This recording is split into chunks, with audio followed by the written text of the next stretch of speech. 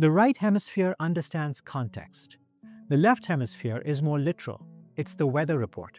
This extends to everything implied, everything unspoken. Humor, for instance, requires you to hold multiple meanings at once, to grasp what isn't being said.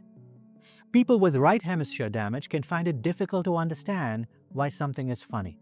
The same split shows up in moral reasoning.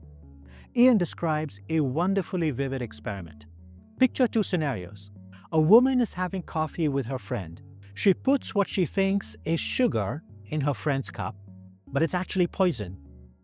Her friend dies. Second scenario. A woman is having coffee with someone she hates. She puts what she thinks is poison in the coffee. It's actually sugar. The other person lives. Which scenario is morally worse? Most of us would unhesitatingly say the second. Intent is what matters. She tried to kill someone.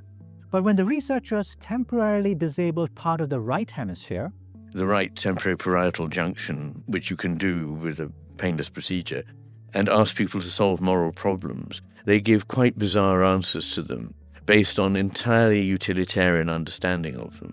To the left hemisphere, what matters is that in one case, someone is dead on the floor. It's the worst outcome. It justifies the harsher punishment. The fact that it was unintentional requires seeing the bigger picture.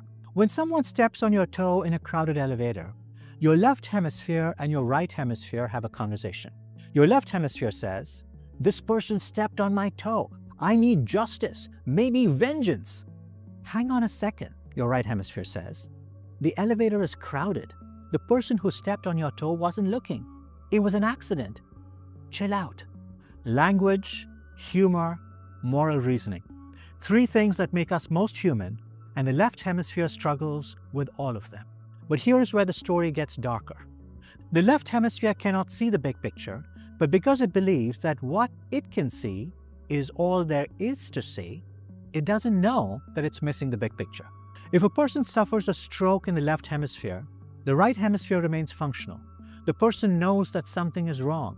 They're aware of their deficits. But when the stroke hits the right hemisphere, something disturbing happens. The person can have no idea that anything has changed. Ian describes an exchange between a doctor and a patient who had right hemisphere damage. Again, that means her ability to see the big picture has been diminished.